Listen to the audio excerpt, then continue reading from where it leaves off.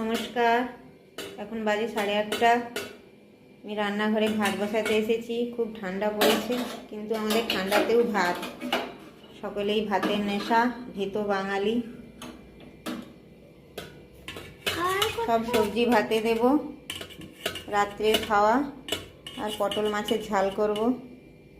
আমার ছেলে এই মাছের উপরে খুন্তি দিয়ে বোলাচ্ছে।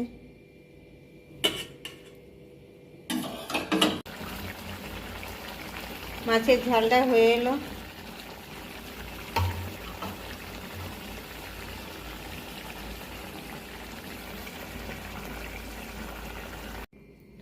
সব সবজি ভাতে দিয়েছিলাম, এবার মাখাবো।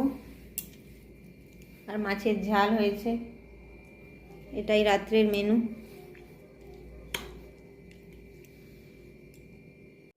শুভরাত্রি। সবাই সুস্থ থেকো, ভালো থেকো। আমার ভিডিও ভালো লাগলে প্লিজ সাবস্ক্রাইব করুন।